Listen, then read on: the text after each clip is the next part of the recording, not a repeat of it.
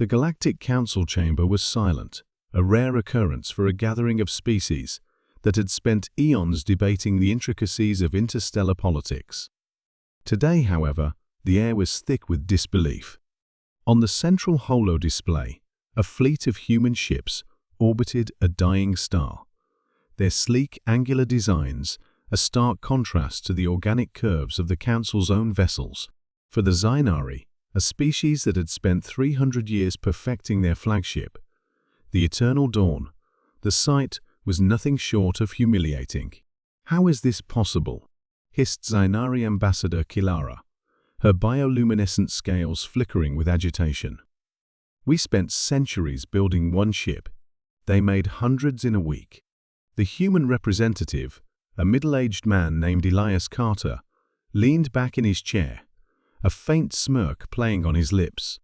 "Well," he began, "we humans have a saying, necessity is the mother of invention. And let me tell you, necessity has been kicking our butts for a long time." The council members exchanged uneasy glances.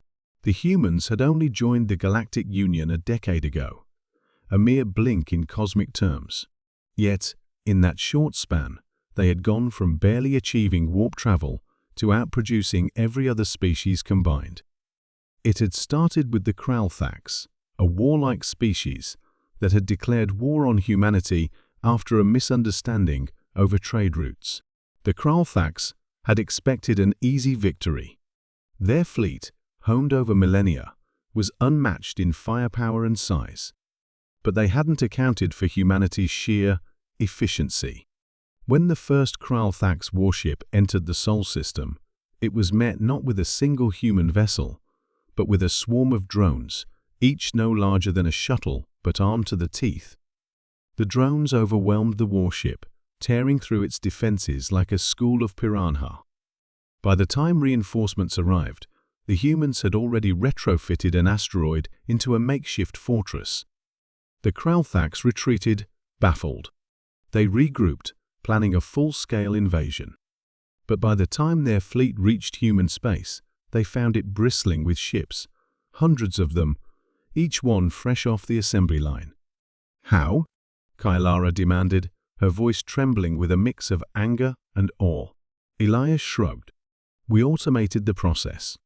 Our factories don't sleep, don't eat, and don't complain. We designed modular ships that can be assembled in days, not years. And we repurposed everything: old freighters, mining rigs, even space stations. If it can fly, we can weaponize it." The council members shifted uncomfortably. The Zainari had always prided themselves on their craftsmanship, their ships considered works of art as much as tools of war. The humans, it seemed, had no such qualms. Their ships were functional, efficient, and disposable. "But why?" asked the Korax delegate, a gelatinous being that pulsed with bioluminescent light. "Why build so many? Surely, quality outweighs quantity." Elias chuckled. "Maybe for you, but we humans have a history of surviving against the odds. We don't have the luxury of time or resources. So we adapt. We improvise. And we build." Fast. The holo display shifted, showing footage of a human shipyard.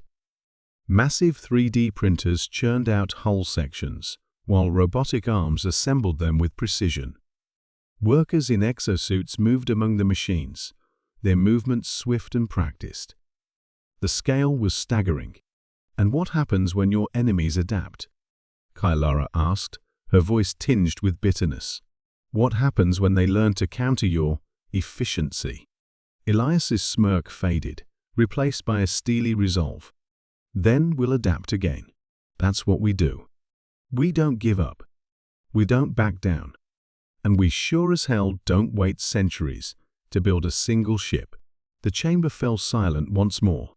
The council members had always viewed humanity as a curious anomaly, a young species with potential but little else. Now, they were forced to reconsider. The humans were not just another member of the Galactic Union. They were a force of nature, unpredictable and unstoppable. As the meeting adjourned, Kylara lingered, her gaze fixed on the holo-display. The human fleet still orbited the dying star, a testament to their ingenuity and determination. For the first time in her long life, she felt a flicker of fear. The Zainari had spent centuries building one ship. The humans had made hundreds in a week. And if the stories were true, they were just getting started.